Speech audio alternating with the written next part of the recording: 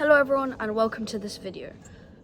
Today we will be covering integration by parts. All you really need for this video is maybe a rough notebook so you can write down any formulas that you need to remember and maybe answer some questions before when you pause my video to answer the question. You can write your workings. Another thing that you do need is prior knowledge to integrals, since integration by parts is something which usually is covered in Calculus 2, so it would be helpful if you had a background in calculus. If you don't really understand calculus, I would recommend a series of calculus, which I did earlier. It doesn't cover everything up until now, but it covers the most important things. And other than this, you can remember some formulas from this video. If you want to understand this better, you should be strong with Calculus 1, but if you just want to understand integration by parts, then it's fine. Okay, so let's get started. This is quite a simple integration problem. We'll need the calculator for this, but this is something that you can do without integration by parts. All you really need to do is remember that 1 over x equals natural logarithm of x, the natural logarithm of the absolute value of x plus c. Don't forget the plus c. But then again, this isn't an indefinite integral, so you don't have to worry about this. So then we remember the formula f of b subtract f of a. And we do the natural logarithm of 1 is 0, so it's subtract 0. And the natural logarithm of 2 is quite difficult. I'm just getting out my calculator. Is 0.69, or we'll just round this to 0.7. So now we have 0.7 subtract 0, and that's 0.7. So the integral from 1 to 2 of 1 over x dx is equal to 0.7. Now that is a really simple problem that does not require integration by parts. But now we'll be moving on to problems that actually do require integration by parts. Something that you do need to know before we do start is the LIATE rule. You do inverse trigonometry first. Then you do logarithms. Then you do algebraic. Then you do trig. Then you do exponentials.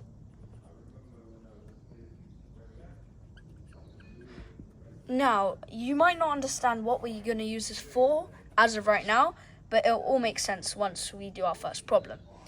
If you want to know, if you want a spoiler, I guess it's just that when you're picking a value of u, you need to use this rule to make sure you pick the correct value. Now, let's get started. So, this is quite difficult to do without using integration by parts. So, to do integration by parts, we first need to choose the u and dv.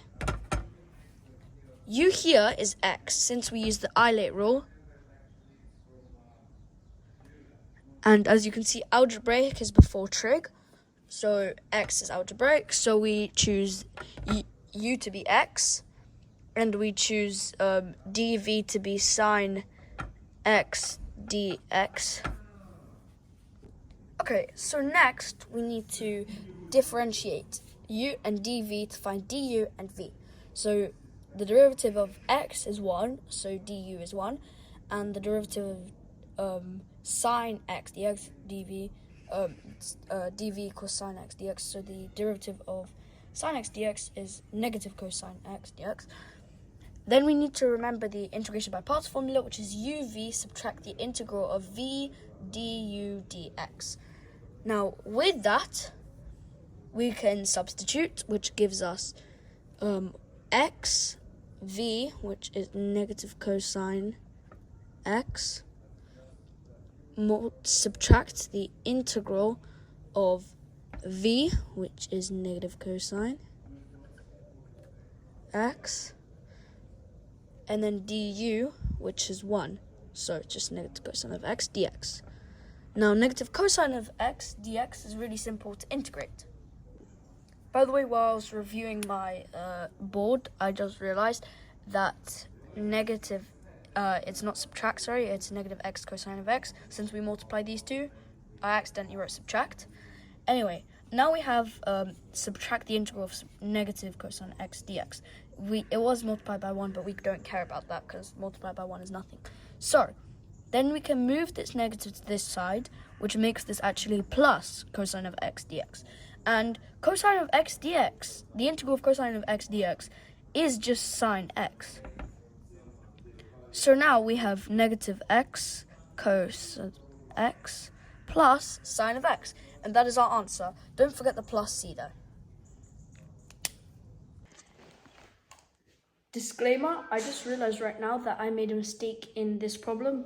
I said that you differentiate both, but you just actually integrate the second, you integrate dv.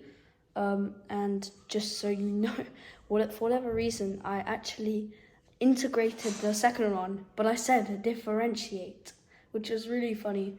But yeah, make sure to know that. In the next problem, I'll explain it better. Okay, so now for this problem, I want you to try to solve it yourself. If you do need a hint, I'll help you. But if you're confident to do this yourself, pause right now. Okay, now for the hint. Don't forget the LIATE rule, or I use the LIATE rule mostly. Don't forget that rule.